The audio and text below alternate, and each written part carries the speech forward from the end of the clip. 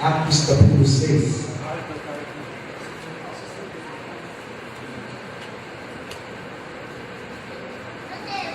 De 1 a 7. Se você possa ficar em pé e ler essa palavra de Deus.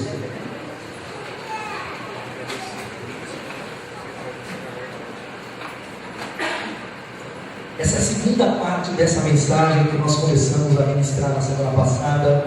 Eu creio que é uma palavra para a igreja, uma palavra para você, uma palavra para mim. Os desafios da comunhão em uma igreja de crescimento. Vamos falar isso? Vamos ler mais uma vez o texto que diz assim: Naqueles dias, crescendo o número de discípulos, os judeus de fala grega, entre eles queixaram-se dos judeus de fala hebraica, porque suas viúvas estavam sendo esquecidas na distribuição diária de alimento.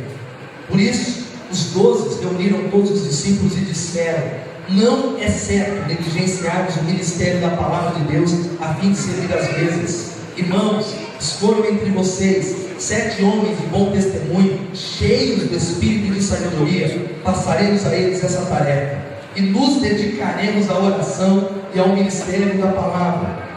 Então a proposta agradou a todos. Então escolheram Estevão, homem cheio de fé e do Espírito Santo, além de Filipe, Prócoro, Nicanor, Timon, Parmenas e Nicolau, um convertido ao judaísmo, proveniente de Antioquia. Apresentaram esses homens aos apóstolos, os quais oraram e lhes impuseram as mãos. Assim a palavra de Deus se espalhava, crescia rapidamente o número de discípulos em Jerusalém. Também um grande número de sacerdotes obedecia à fé. Amém? Você pode repetir mais uma vez comigo? Assim a palavra de Deus se espalhava e crescia rapidamente o número de discípulos. Pai, em nome de Jesus, obrigado por esse imenso privilégio de estar na tua casa. Eu quero clamar o teu nome pelo poder do teu Espírito Santo. Que o Senhor traga a cada um de nós, a começar em mim, arrependimento, mudança de mente, entendimento da missão da igreja, entendimento para o que o Senhor nos chamou, que possamos levar a nossa vida cristã a séria, que derrama a tua graça e a tua glória e repreende toda obra maligna, em nome de Jesus. Amém e amém. Pode sentar, queridos. Domingo passado nós começamos a falar um pouquinho sobre os grandes. Estou tentando passar aqui direito, tá? Ainda está ok? Os grandes desafios que nós enfrentamos quando se fala de crescimento da igreja, crescimento da célula. Esse é um texto que retrata exatamente isso, como eu falei na semana passada. E é interessante que no capítulo 6, fica com a sua Bíblia aberta, vai falando, naqueles dias, crescendo o número de discípulos. Os discípulos cresceram em Jerusalém, e o que aconteceu? As reclamações vieram, os problemas chegaram, e houve um problema real, sério, ao qual houve uma solução espiritual. E eu creio que é uma lição para nós, porque essa é a grande dificuldade que você pode entender no teu coração. Quando a igreja cresce, os problemas aumentam. Você pode falar isso: quando a igreja cresce, os problemas aumentam. Como eu falei na semana passada, quantos tem problemas aqui? Levantei as mãos. São centenas, milhares de problemas agregados. E o grande desafio é a comunhão, porque o inimigo vai fomentando e lançando algumas coisas tais como: a igreja não é mais a mesma.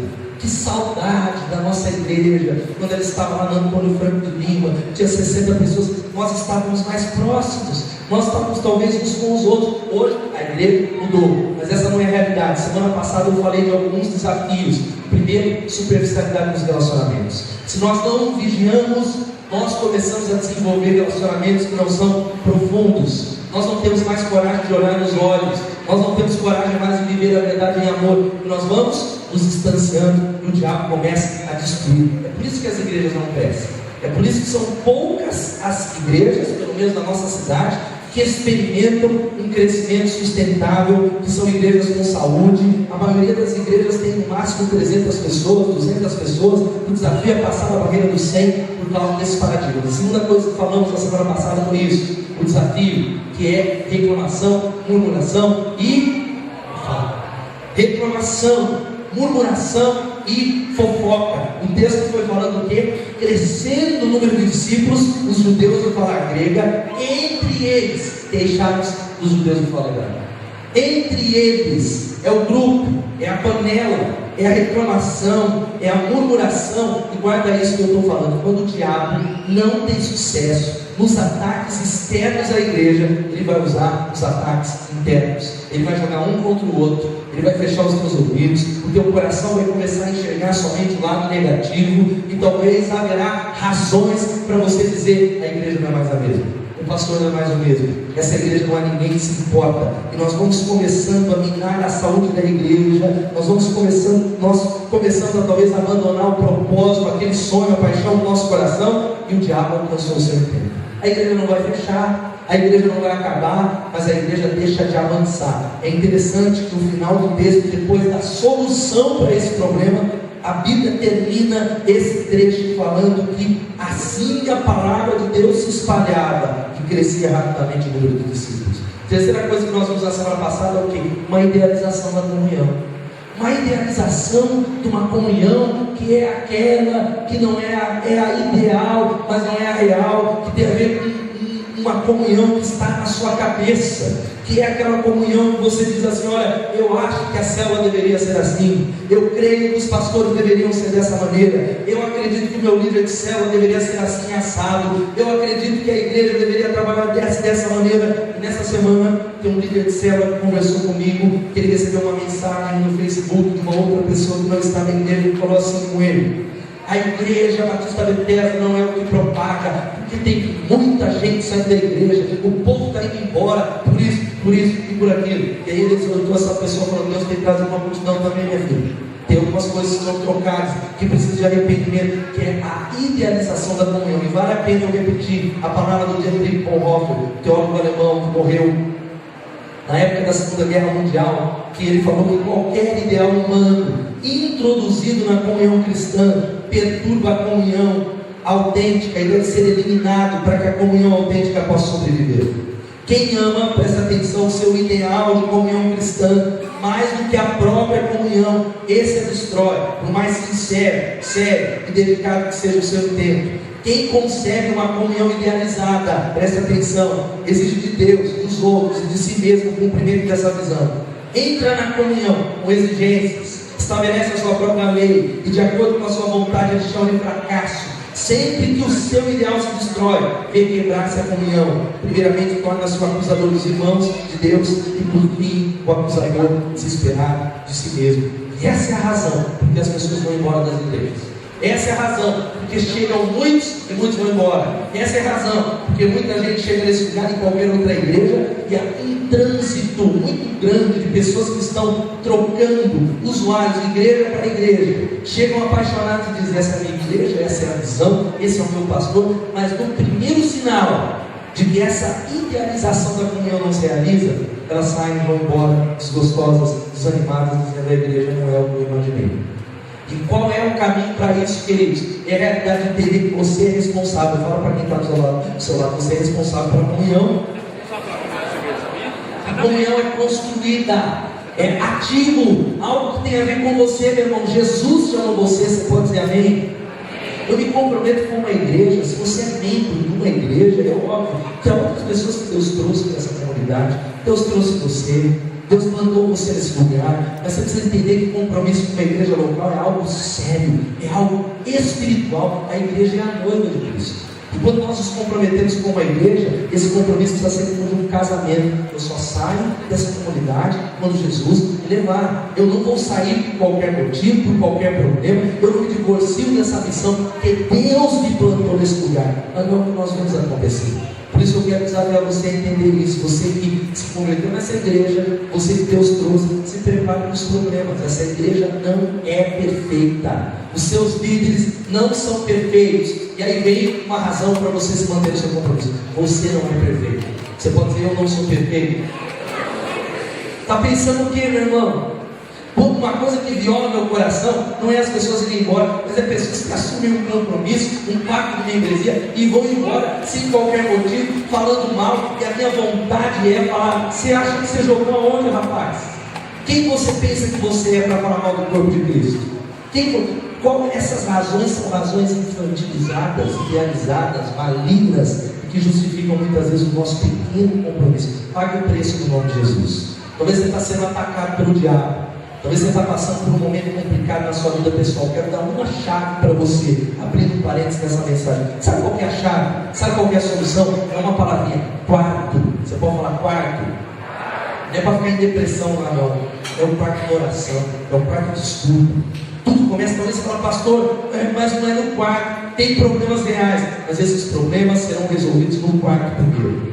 Essas situações serão resolvidas diante de Deus, na presença de Deus, na unção de Deus, para fortalecer a sua fé no nome de Jesus. Mas a minha pergunta é: quanto tempo você passa no quarto? Não no quarto de oração, no quarto de escuta. Quanto tempo nessa semana você passou diante de Deus, ouvindo, falando, clamando pela sua família? Porque o diabo quer acabar com a sua família. Fala aí com quem está falando: o diabo quer acabar com a sua família, irmão. É por isso que eu tenho uma preocupação quando domingo de manhã diminui. É por isso que há uma preocupação quando a reunião de oração diminui. Porque não, pastor, é assim. Não é assim não. O inimigo tem um desejo de destruir e barrar o avanço do povo de Deus. A quarta razão que nós falamos na semana passada é isso aqui: má compreensão do ministério pastoral da igreja. Uma má compreensão do ministério. Primeiro, porque os pastores são responsáveis. Você vai em qualquer igreja e há a figura do pai apóstolo e daquele que é o sacerdote e que ensina o povo de que é só a oração dele, é de que só ele que visita, de que ele é um homem ungido. Isso gera uma dependência no povo. Então é uma via de mão dupla, vamos falar assim. O pastor, talvez ele quer se colocar num pedestal, isso gera uma má compreensão, a igreja não cresce, e o povo tem necessidade de um pajé. Você tem uma necessidade inconsciente que tem a ver com o catolicismo que está arraigado na nossa nação, que é de ter, desculpe a expressão, um padre, que é ter alguém que você vai jogar a responsabilidade, de ter alguém que de alguma maneira vai ser um intercessor entre Deus e os homens. Esse intercessor, a Bíblia diz que se chama Jesus Cristo. Você pode dizer amém? E a Bíblia diz que uma das principais características e doutrina da Bíblia é que cada crente é um ministro. Você pode falar: cada crente é um ministro? E a maioria das pessoas querem um personal pastor, como eu falei, 24 horas de decisões segundo a Bíblia, discernimento, ensino bíblico, intercessão e oração. Muita gente já saiu dessa igreja porque o pastor, ou o pastor Ricardo Lima é o culpado, ele nunca me visitou. Irmãos, nós somos uma igreja de células. Esse é um texto que resume o papel da igreja. Os discípulos, no versículo 2, diz que eles reuniram os discípulos e disseram assim, presta atenção: não é certo negligenciarmos o ministério da palavra de Deus a fim de servir as mesas. O trabalho de servir as mesas não é indigno, não é menor, não é um trabalho pequeno, tanto que foi necessária uma solução que nós vamos ver nesse texto, mas não é chamar dos pastores. Os pastores não foram chamados para isso. O ministério principal é o ensino da palavra de Deus, revisão, é o cuidado da liderança, é equipar o povo de Deus. Eu conheço pastores que são homens de Deus sérios, você conhece também, gente de Deus, gente séria, mas exatamente por não ensinar isso, por não ter coragem de dizer não, por não assumir o seu verdadeiro papel, que é liderar. Eles estão sobrecarregados, estão sobrecarregando o seu rebanho, estão prejudicando a igreja. Eu tive um pastor que o negócio dele muitas vezes era um cara sério de Deus, mas era ficar fazendo a obra da igreja. Passava a semana toda fazendo massa, fazendo concreto e esquecendo do trabalho principal, que é: não é certo negligenciarmos o ministério da palavra de Deus a fim de servir as mesas. E aí veio o critério, presta atenção, irmãos, escolham entre vocês, e olha, servir a mesa é um trabalho igualmente importante. 7 homens de bom testemunho, que mais? Cheios do... Irmão, para fazer a obra da igreja, não importa se é pregação, se é liderar a célula, se é ser voluntário no Bethesda Kids, se é ficar na recepção, se é ficar no estacionamento, precisa ser cheio do Espírito Santo. Diga amém. Você precisa ser cheio do Espírito Santo, cheio do Espírito Santo. Olha o que o texto vai dizer de sabedoria: passaremos a eles essa tarefa. E aí o texto continua: e nos dedicaremos à oração e ao ministério da palavra. O principal papel que o seu pastor precisa ter é a intercessão. Isso não é uma reclamação, é óbvio que aqui não fica nenhum pastor, aqui o pastor, a gente fica na sala do trono 24 horas por dia, porque Deus nos chama a oração, a ação, mas é necessário nós entendermos isso. Nós somos uma igreja em célula, porque Deus chamou você para ministrar. Fala para o irmão que está ao seu lado: Deus chamou você para ministrar. Deus chamou você para cuidar de pessoas. Se você é discípulo de Jesus, tome a decisão nessa manhã pela fé de falar: Deus, eu não vou ficar sentado nesse banco recebendo. ouvindo, criticando, mas eu vou ser discípulo. O discípulo gera outros discípulos. O discípulo cuida de outras pessoas, porque Jesus falou de fazer discípulos de todas as nações, batizando-os em nome do Pai, do Filho e do Espírito Santo. Por isso, nosso grande desafio é células. Por isso, nós somos uma igreja em células. É por isso que a gente bate nessa tecla. Por isso que você precisa se colocar diante de Deus. Mas eu não tenho o dom das células. Célula não é dom, meu irmão. É estratégia. Estratégia de cumprir a grande comissão que Jesus deu para aquele que é discípulo. Ele mandou você fazer discípulo. Diga assim: Ele me mandou fazer discípulo. Você está fazendo algum discípulo nesse período? Quais são os discípulos que você tem gerado? Quais são os discípulos que você tem nutrido na palavra de Deus? Se você não tem discípulos, você corre o risco, talvez, de não ser discípulo, ou talvez ser estéril, e aquele que é estéril é cortado pela palavra de Deus. É tempo de tomar decisão no nome de Jesus. O quinto e último desafio, antes de alguns conselhos: pontos de vistas conflitantes sobre a missão da igreja. Pontos de vistas conflitantes, ou seja, uma competição. Na nossa igreja, nós lutamos para que isso não tenha, porque há liderança. Os pastores cumprem o seu papel que é liderar, mas os bastidores eu não sei. Competições sobre o que é importante. Se eu abrisse uma pesquisa aqui, meus irmãos, vamos abrir um verbo aí, o que é importante para a igreja? Cada um ia ter a sua opinião. Nossa, você vai ter um programa de TV, é palhaçada, a igreja gastando dinheiro enorme na TV. Eu falo o preço. Vou falar o preço vai vazar, depois você me procura para falar o preço que é tranquilo, não é Rede Globo. TV Beira-Rio, caindo na nossa mão, e a gente quer fazer mais, mas pontos de vista conflitantes. Eu acho que a igreja devia investir mais em missões. Eu acho que devia ser mais no live. Eu acho que a igreja deveria comprar um terreno de 1.000 metros e construir, porque você pode pagar aluguel, porque a nossa visão é materialista. A gente acha que a igreja é assim. Nós temos visões de que, olha, eu acho que o importante é esse, o pastor deveria fazer assim, e eu quero algum parente para falar. Domingo de manhã a palavra direta é para você. Tem um monte de crente que quer pitacar no meu ministério, irmão, como eu deveria fazer o meu. Dá licença, desculpa. Você não está conseguindo fazer o seu. Você quer pitacar o meu? A palavra de Deus vai falando em Colossenses capítulo 4:16. Cuide de cumprir o teu ministério. Cumpra o teu ministério em nome de Jesus. Encoraje o seu irmão e fala aí: cumpra o teu ministério. Fala para ele. O seu Arquivo. Palavras de Paulo para Arquivo. É a mesma que eu transmito para você. Cumpra o seu, querido, em nome de Jesus. Cumprir o seu. Tem muitos pastores que me procuram para me ensinar, e os meus liderados sabem o quanto nós vamos correr para aprender, conversar com o pastor, nós vamos para o congresso, nós nos aconselhamos a semana inteira. Eu ligo, vez ou 15 dias eu ligo para o pastor Alvim para falar algo, me partilhar algo. Entramos em contato, às vezes eu vou dar alguém que não tem a ver com isso, que vem para me falar o que eu deveria fazer. Olha, pastor, se eu sou você, eu compro um terreno, eu faço isso. E às vezes o pecado é o pecado do orgulho, que eu peço perdão para o camarada, não dá coisa que nem liderar a igreja dele. Ele não sabe liderar a dele, mas a Bethesda ele sabe. Ele não sabe liderar a célula dele, mas a outra ele sabe. Que é pontos de vistas conflitantes sobre a missão da igreja. Gente que está doente, que não sabe se relacionar com Deus. Eu quero abrir um parênteses aqui, antes de ir para o final dessa mensagem.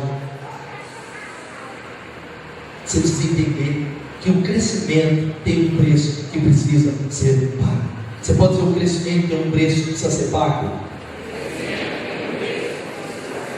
Você pode dizer amém? Porque quando você fala mal da sua igreja, começa a achar que é comunhão, e não trabalha esses princípios, sabe qual é o resultado? O seu vizinho está indo para o inferno.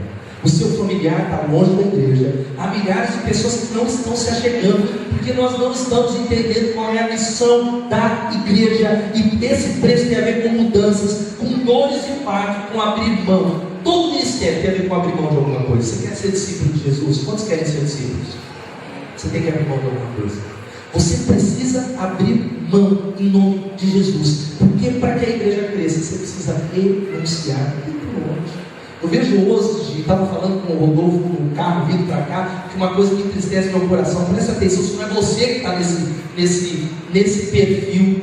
Nós estamos vivendo tempos de pós-modernidade, onde o relativismo é a visão que está tomando conta da nossa vida, também por pastores famosos que até pregam a palavra, a pastores que são conhecidos aí de igrejas que estão prestando um serviço.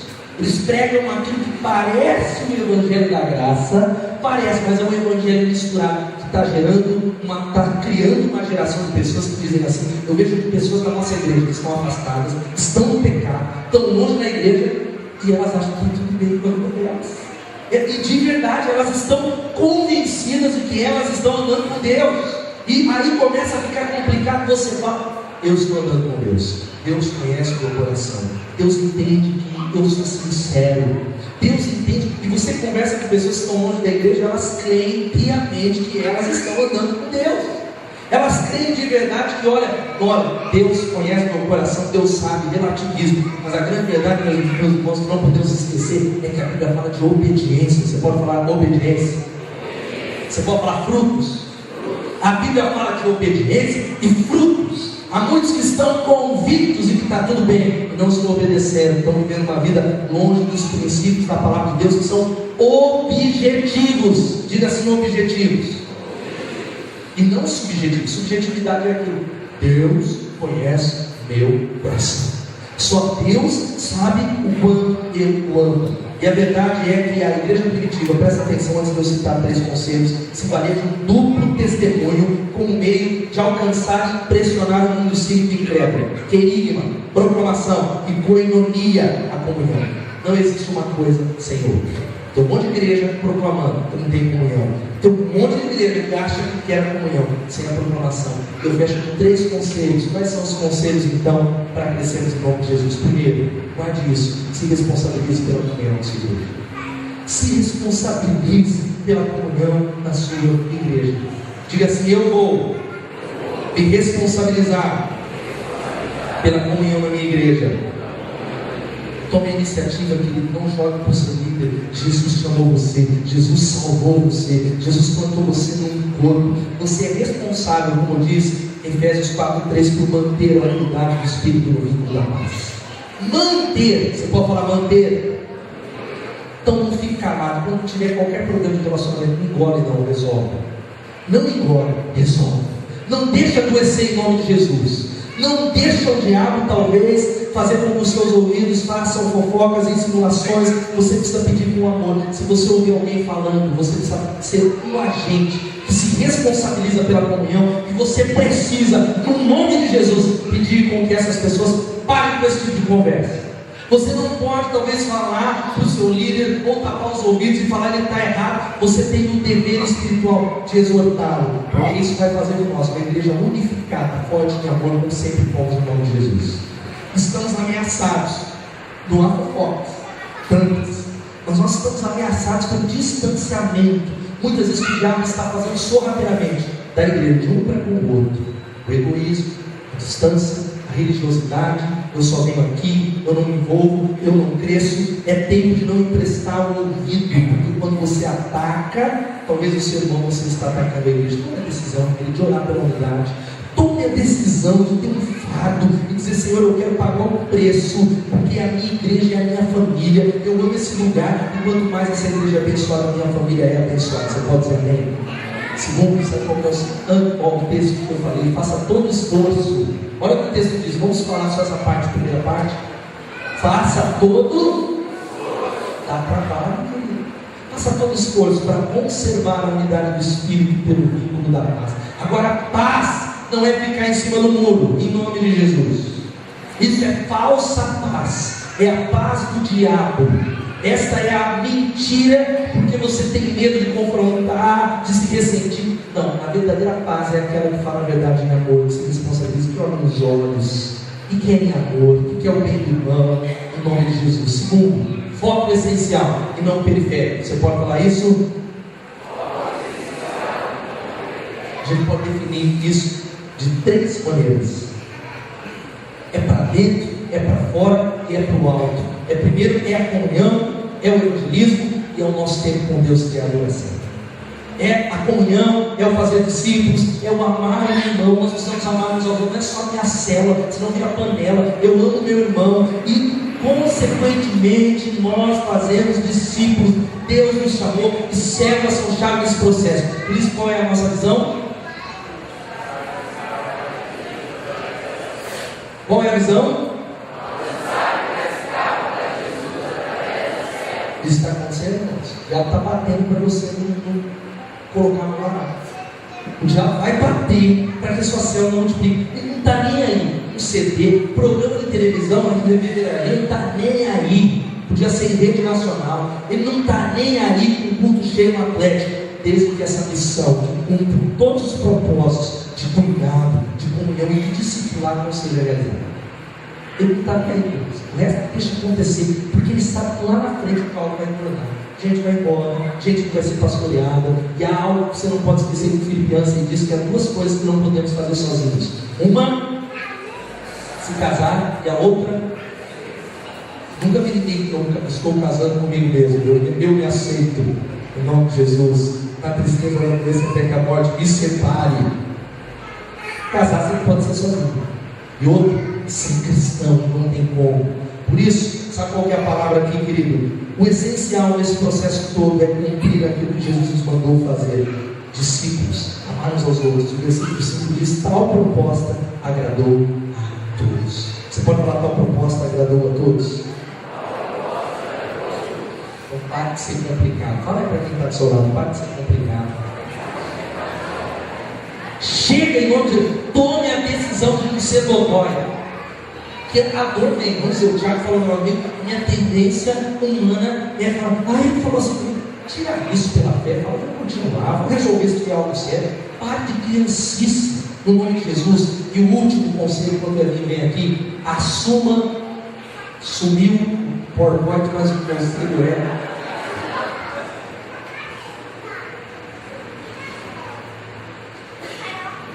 coloca aí para mim, Diego. Não tem. Deletou? Escuro mesmo. Andou pegando o pendrive para esse ato, para ter esse pendrive aí. Assuma o seu papel no corpo de Cristo. Assuma o seu papel no corpo de Cristo. Para fechar, encoraje o seu irmão e fala: meu irmão, assuma o seu papel no corpo de Cristo. Olha aqui para mim. O seu papel não é frequentar uma célula uma vez por semana, ficar sentado nessa cadeira. Deus tem um propósito ativo na sua vida e na vida da sua família. Servir às mesas, como eu já falei, não é um bicho de 7 cabeças, mas quais eram as características? Homens que fossem respeitados, de bom testemunho. Você tem bom testemunho? Tem crente aqui que não fala com o vizinho. Tem crente aqui que não fala bom dia com o vizinho, ele racionaliza. Pastor, mas não tem mais dele. Se é de Jesus, já era. Se é de Jesus, a responsabilidade é sua. Que sejam homens espirituais. Olha aqui para mim, querido. Homens espirituais não dão atenção a coisas. Homens espirituais não ficam ouvindo os uns nos outros.